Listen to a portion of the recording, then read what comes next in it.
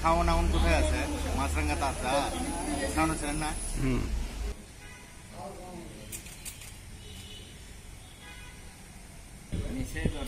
Bangladesh health assistant association কেন্দ্রীয় পরিষদ কর্তৃক ঘোষিত আজকের এই অবস্থান কর্মসূচি সারা দেশের ন্যায় বগুড়া সদর উপজেলাও পালিত হচ্ছে।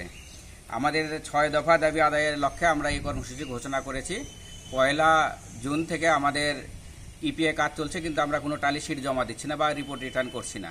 আর আজকে 24 জুন আমাদের অবস্থান কর্মসূচি চলছে।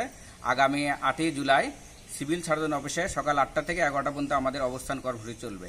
এরপরেও যদি দাবি দেওয়া আদায় না হয় তাহলে 12 আগস্ট আমাদের ঢাকা প্রেস ক্লাবে সাংবাদিক সম্মেলনের মাধ্যমে পরবর্তী কর্মসূচি ঘোষণা করা হবে। সেটা হচ্ছে আগামী 1 সেপ্টেম্বর থেকে সারা দেশে একযোগে ইপিআই কার্যক্রম বন্ধ থাকবে।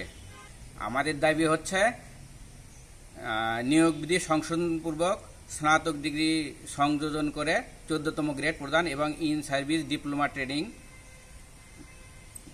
প্রদান চালু করে আমাদের 11তম গ্রেডে উন্নীতকরণ করতে হবে।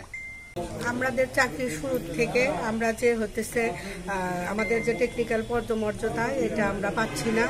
এজন্য আমরা 6 দফা আন্দোলনের জন্য এখানে দাঁড়ানো হয়েছে। 6 দফা আন্দোলন সমূহ হলো নির্বাহী আদেশে নিয়োগ বিধি সংশোধন, শিক্ষাগত যোগ্যতা স্নাতক সমমান করে 14তম ডিগ্রি প্রদান, ইন সার্ভিস ডিপ্লোমা প্রশিক্ষণের মাধ্যমে টেকনিক্যাল পদমর্যাদা সহ বেতন স্কেল 11তম গ্রেড উত্তরীকরণ, পদোন্নতির ক্ষেত্রে ধারাবাহিকভাবে পরবর্তী উচ্চতর গ্রেড নিশ্চিতকরণ, পূর্বের ঘোষণাবলী অনুযায়ী নিয়োগ পেলেও কর্মরত স্বাস্থ্য সহকারী সকল স্বাস্থ্য পরিদর্শক ও স্বাস্থ্য পরিদর্শকের অভিজ্ঞতার আলোকে স্নাতক পাস স্কেলে আত্মীকরণ করতে হবে। বেতন স্কেলে উন্নতিকরণের পূর্বে সহকারী স্বাস্থ্য পরিদর্শকগণ যত সংখ্যক টাইম স্কেল অথবা উচ্চতর গ্রেড প্রাপ্ত হয়েছেন তা পরবর্তী পূর্ণ নির্ধারিত বেতন স্কেলের সাথে যোগ করতে হবে। পূর্বে in service diploma SIT course সম্পূর্ণ করে স্বাস্থ্য সহকারী স্বাস্থ্য পরিদর্শক ও স্বাস্থ্য পরিদর্শকদের ডিপ্লোমাধারী সম্পন্ন হিসাবে গণ্য করে সরকারি 11তম দিতে হবে। আমার চাকরির বয়স হলো 14 বছর। 14 বছর ধরেই তো দেখতেছি এরকম অবস্থা। এটা যদি বাস্তবায়ন না হয় তাহলে আমরা আরো কঠোরতম আন্দোলনে যাব। সেটার ভিতরে আমাদের ইপিআই যে মূল কাজ, আমাদের যে ইপিআই কার্যক্রম, এটা বন্ধ থাকবে। সবচেয়ে জরুরি যে বিষয়টা যে আন্তর্জাতিক মানসম্পন্ন কাজ করে নেওয়ার পরে সেই অনুযায়ী সুযোগ সুবিধা প্লাস তার সাথে অ্যালাইন করে যে আমাদের কার্যক্রম পরিচালনা করা, এইখানে ব্যাঘাত ঘটতেছে। আমাদের মূল দাবিটা এই জায়গাতে। এখন আমরা প্রথমে যে কাজটা করি এটা একটা ইন্টারন্যাশনালি রিকগনাইজ অর্গানাইজেশনগুলোর সাথে অ্যালাইন করে করি, যেরকম ইউনিসেফ, তারপরে আপনার WHO, এদের সাথে আমরা কাজ করি। এখন তাদের যে নিয়ম নীতি এবং আপনার সুযোগ সুবিধা সেটার বহির্ভূতভাবে আমাদেরকে পরিচালনাও করা হচ্ছে এবং অন্যান্য সুযোগ সুবিধাও প্রদান করা হচ্ছে। এইটা আমাদের প্রথম কথা। আর দ্বিতীয় কথা যেটা, সেটা হচ্ছে আমাদের যে গ্রেড বৈষম্যের যে ব্যাপারটা, আমরা যে ধরনের কাজ করি এই গ্রেডে অন্য কোনো ডিপার্টমেন্টে এই ধরনের কাজ করেন, অর্থাৎ টেকনিক্যাল যে কাজটা করি আমরা।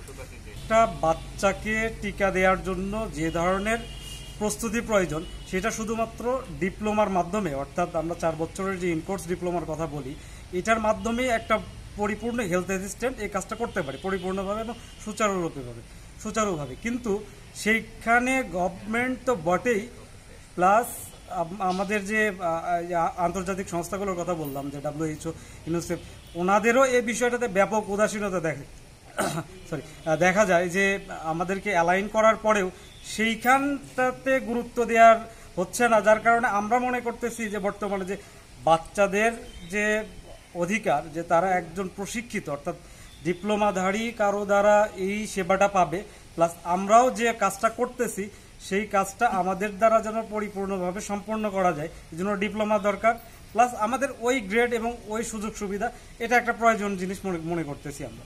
জাস্ট এই কারণেই আমাদের আসলে এই আন্দোলন। বান্ডেল থাকলে প্রতি সেনমানিতে টাকা বাঁচবে। বিকাশ সেনমানি বান্ডিল কিনে জিতুন প্রতি লেনদেনে। শুরু হয়েছে Standard Chartered Channel I Agro অ্যাওয়ার্ডের 10ম আয়োজনের মনোনয়ন গ্রহণ। এবার নতুন ক্যাটাগরি বছরের সেরা ছাদ কৃষক সহ মোট 13টি ক্যাটাগরিতে পুরস্কার প্রদান করা হবে। মনোনয়ন গ্রহণ চলবে আগামী 15 জুলাই 2025 তারিখ পর্যন্ত।